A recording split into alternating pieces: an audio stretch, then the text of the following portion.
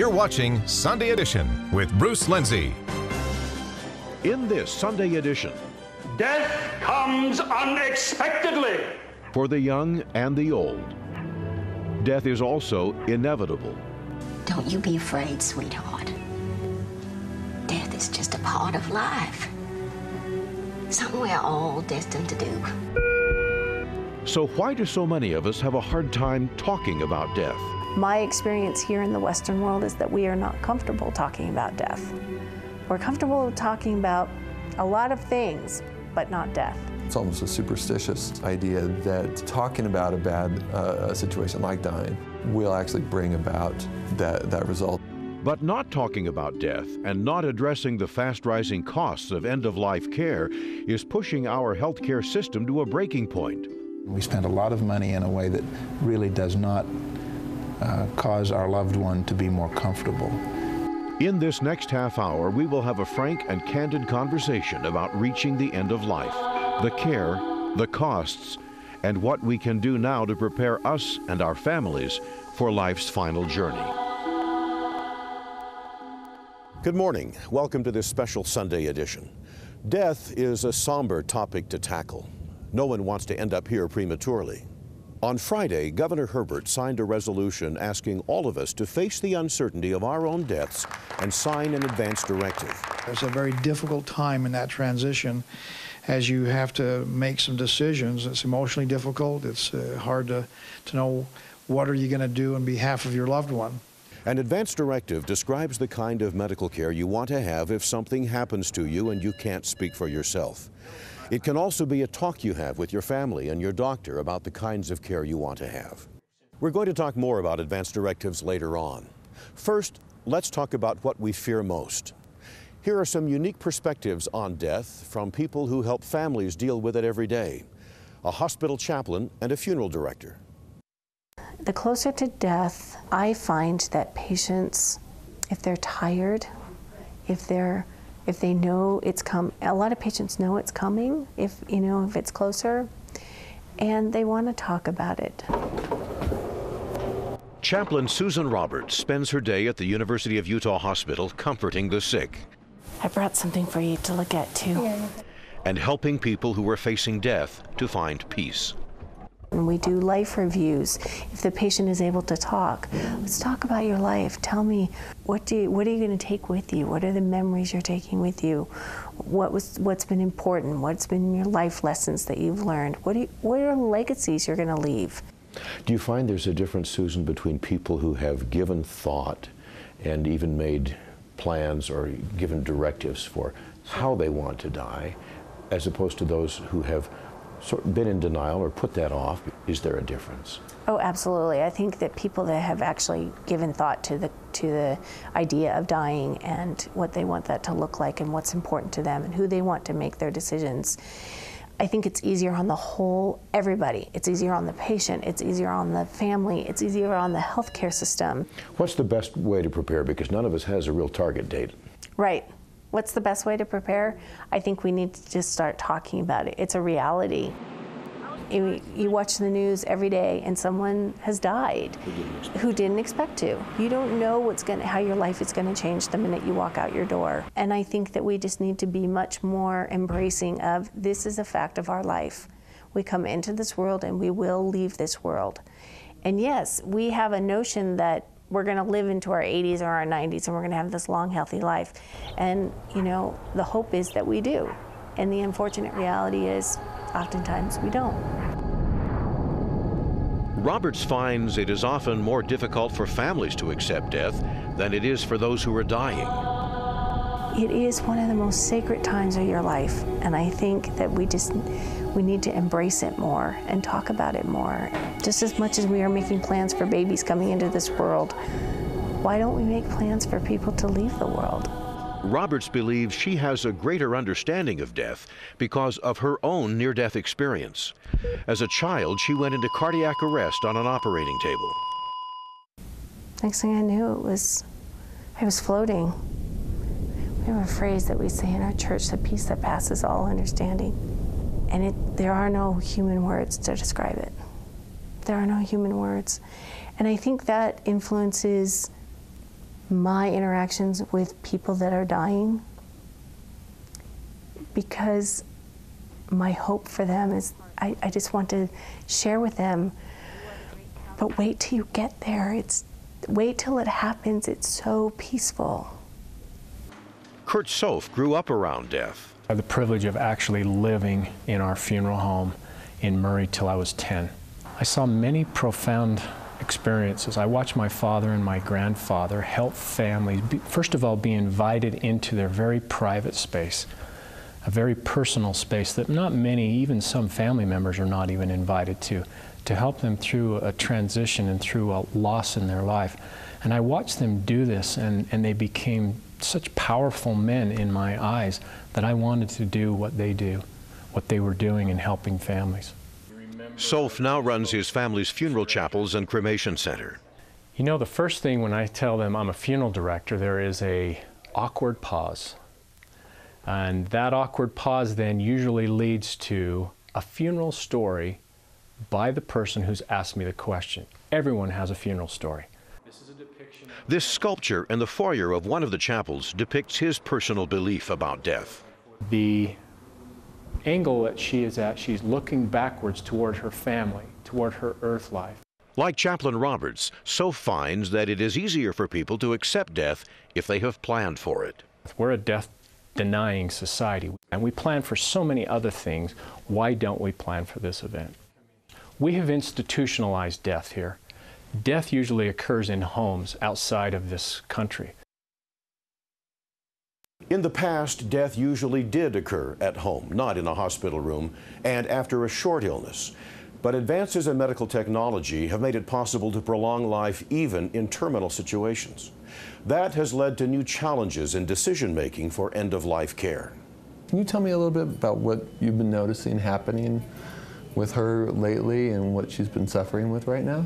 The Wonderly family faces difficult choices that are familiar to many. I'd say hundreds of people at this very moment in the Salt Lake area who are going through something very similar to what you are. Nodia Wonderly's 94-year-old mother, Beth, suffers from a long list of ailments, including dementia. She is in the hospital because she fell. Her family also just found out she has ovarian cancer. Tell me what kinds of things are most important to your mom at this stage? They are now trying to decide with Dr. Michael Galindo how aggressively to treat her cancer. He is a palliative care medical director for Intermountain Healthcare. It focuses on dignity and connections with people that we love and people that we want to be with in our lives. And it focuses on communication and understanding what a disease process is about. Dr. Galindo spends a lot of time making sure there is a clear line of communication between the patient, the family, and the healthcare team. The tools have gotten to be so complicated, but they don't really address the human need. They don't really address some of the really basic interpersonal needs that people have, and that's really what palliative medicine is a lot about, is finding out not just what disease what the patient has. And what kind of care does the patient want? In 1997, a report from the Institute of Medicine found widespread dissatisfaction with end-of-life care. While most individuals with advanced illnesses preferred to die at home and receive more conservative care, the majority died in hospitals and received more aggressive care than was desired. Studies have really shown that we're using these aggressive therapies on people who, we probably should know better, that they don't work well, and there's no strong basis for thinking that they will work. So it's something we have to be very, very careful when we're applying aggressive therapies to people who are really among the very sickest. Patients can choose or change their focus of care and treatment. Advanced directive help gives patients, families, and doctors a better roadmap. What we find is that we're able to plan.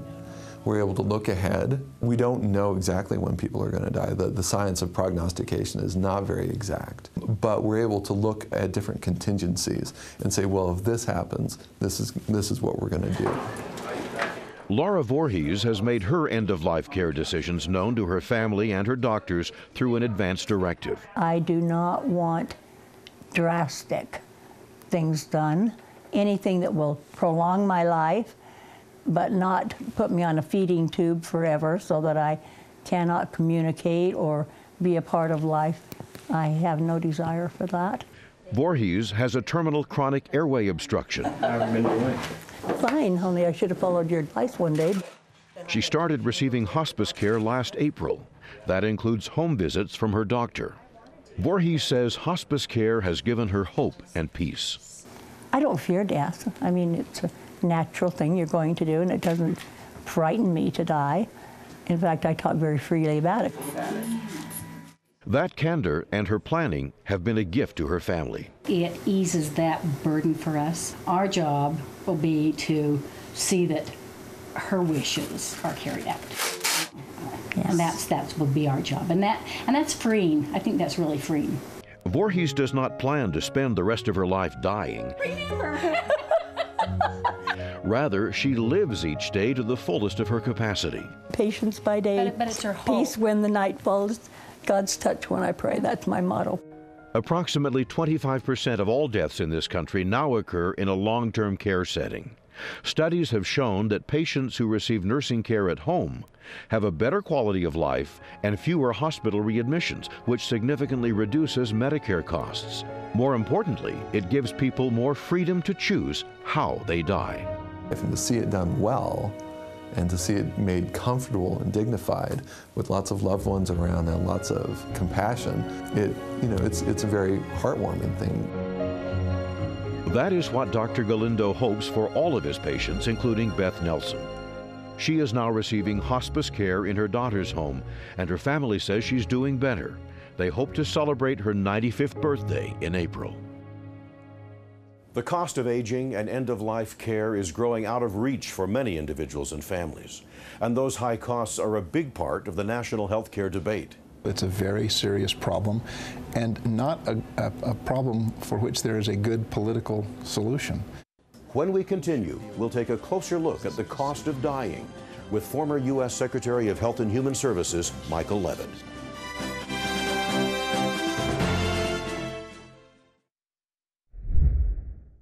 Welcome back to this Sunday edition look at life's final journey. Healthcare costs for end of life show no signs of leveling off. The Congressional Budget Office estimates that annual spending on Medicare will rise from $555 billion to more than $900 billion by the end of this decade. And medical bills for patients' final year of life account for about 25 to 30% of Medicare's total spending. Where is that money going to come from? And are we using our resources efficiently and effectively? I spoke with former Utah Governor and U.S. Secretary of Health and Human Services, Michael Levitt, about those end-of-life issues. And so, is this just the third rail of politics? It would seem that the Congress and the White House, as they try to bring the budget under control, this would be a grand opportunity to address that. But is that just politically impossible in our country? Well, it will have to be dealt with. The question is, who should deal with it? Is this a decision that we want to turn to the government? Or are there ways we could construct a system where patients and their families had the best available information and could make those decisions themselves? When we say there's no incentive, the truth is there are incentives, because oftentimes when people find themselves in this period of their life, a lot of spending, a lot of effort, a lot of heroic measures are taken, and their quality of life simply does not exist, and we spend a lot of money in a way that really does not cause our loved one to be more comfortable. Now, again, who should make those decisions? Well, first of all, the patient is the best one to make them. And if the patient can't make them, then the family is put in that position, hopefully with the assistance of good medical advice. But the government ought not to be making those decisions, and the government at this point isn't making those decisions. No one is. But isn't there a disincentive for the government or the other people in that equation to address those questions, because hospitals are paid by patients they admit, doctors are paid by Medicare for the people they treat, and once a person is in the hospital, it's likely that that patient will see a huge number of specialists and be offered all sorts of tests. I read some studies that suggest that only 20 to 30% of all of that extra care really makes a difference in the quality or the duration of a patient's life at the end stage of life. So are there things that government could put into place so that there was an incentive for the hospital or for the doctor to help counsel families on what really is the most important medical decision they make in their life? First, could I point out that what you've said is true. It's not just true for end of life. It's also true for virtually every other circumstance. At the heart of changing the healthcare system is finding a way to create aligned incentives. There are things, in my judgment, that public policymakers could and should do that begin to align the interests. Would you enumerate some of those? Well, one would be, for example, doctors currently are not paid to give advice to patients or their families when they're in this situation. So allowing people to have the best possible information will allow them to make these decisions on their own. There are things that we could do that would encourage people to have advanced directives. As a final question, your expertise is looking at healthcare policy. Where do you think this will go in the next 5 years? Do you think there will be a much broader acceptance of advanced directives and that we'll be able to address some of these end-of-life care costs that seem to be out of control? I would not be overly optimistic that the Congress is going to put this at the top of their list. There are things, we've talked about some of them, that will assist, I think, in allowing families and others to do that. I think if we were to change the way the payment system works, begin to incentivize people in ways that allows them to be cared for in their home, et cetera, et cetera. These decisions have to be made. The question is, who should make them? Should it be the government? I say no. Should it be the family? I say, if necessary. Should it be the individual? I say yes. That is the big question. Who should make those decisions? For more perspective on that, we talked with philosophy professor and medical ethicist Peggy Batten. She's been studying end-of-life issues for 30 years and a few years ago faced difficult decisions herself. We work heroically, and we should, in cases except where that's contrary to the wishes of the person involved. Peggy Batten believes we should be the architects of our own lives and deaths. Then as we get older, we begin to recognize that that's much more likely, in fact, inevitable, but we don't think of it as something we do, that is something we play an active role in. It's something bad that happens to us. Batten has been a key figure in bioethics. She's written several books and edited numerous volumes on end-of-life issues. But all of her beliefs were put to the ultimate challenge when her husband of 20 years faced the possibility of his own death. Brooke Hopkins collided with another bicyclist as he was coming down a canyon road. The accident left him paralyzed and dependent on machines to live. Still, people say, I can't understand why someone would want to live like this, and since we're talking about costs, people will say, I'm not sure that the costs that are spent in the medical care that this is involved are really worth it. So I've had to do a lot of thinking about that. In fact, we both thought a lot about it. Hopkins, a professor himself, is focused on increasing his strength. I want to be alive. That's what you say most of the... Life is worth it. He looks forward every week to his Monday afternoon lectures. No one can prepare for an experience like this. And when you face illness, great physical pain, or even death, no one can predict for sure what they will want in those moments. How do you assess the quality of your life? This is... Yeah, beautiful. Here we go. That's why Batten has always believed the patient is the one who should make the decisions as much as they can, no matter the cost. I'm not sure that you can give people advice other than to try to be as clear as you can about what you want and not to let yourself be swayed by the views of others, especially the views of people who cannot appreciate your own circumstances.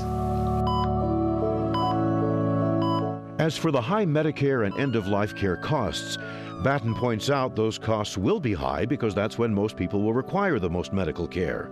But she also sees a system in need of reform. We can't afford the path that we're on if we continue to be so stupid about our expenditures. One way we're being stupid is by tolerating very high prices as distinct from very high costs. And we've created a system where people without insurance have fewer choices and are forced into hospitals because they can't afford care at home, which often would be less expensive. We have a lot to think about if we're going to really make an intelligent healthcare system.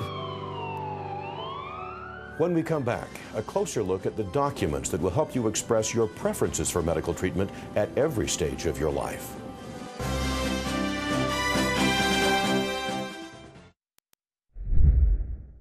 This is for everyone to think about because, as you all know, chronic conditions and accidents can happen at any age. Senator Pat Jones sponsored the joint resolution encouraging all Utahns to fill out the documents containing their end-of-life decisions. Her own father communicated his wishes to his family, and she says that was one of the greatest gifts he gave her at a very difficult time. He loved this shirt because it had pockets. A favorite shirt brings back precious memories of her father. He was a tremendous dad, and gave me so many gifts. He always made me feel like I could do anything I really wanted to do. Harley Workman and his wife of 69 years prepared living wills and advance directives before he became gravely ill. When the doctor came in and told us that his only chance for survival would to be fed through a feeding tube, that's when I realized that that's not something he wanted. He had expressed to all of us that that is not something he wanted. That made the decision easier for us. His family made the decision not to insert a feeding tube, and he passed away the next day at the age of 90. And it doesn't matter whether you're older or younger because, you know, these kinds of afflictions can hit any age. It's not just for older people. We all need to do advance directives. An advance directive is a document or witnessed oral statement that names a surrogate to make health care decisions for an adult who cannot do it and expresses preferences about care under particular circumstances. The right time to have the discussion is before you need it. Stephanie Lucas is a family services coordinator at Intermountain Health and routinely teaches about advance directives. You know they have wishes, or maybe they don't know if they have wishes because they haven't sat down to have the discussion. I think that's the best gift my dad gave to me, was knowing what his wishes were. He was a great communicator, as is my mom. Senator Jones has an advance directive, and so does her mother, who will turn 90 in August. Lucille Workman shows no signs of slowing down. She is in good health, travels, and is a volunteer at the Capitol. I am not at all afraid of death, but at 90, I don't look forward to too many more years. Mrs. Workman has made plans for the end of her life, even funeral arrangements. Those decisions, she says, have helped her live better. I'm going to live every single minute of my life and not worry about it. We've provided a link to the advance directive forms on KSL.com. There is also a video tutorial that will show you how to fill one out and a list of other resources for end-of-life care questions. You can also read more about end-of-life issues in a special report in the Deseret News. For all of us at KSL, I'm Bruce Lindsay, wishing you a good Sunday.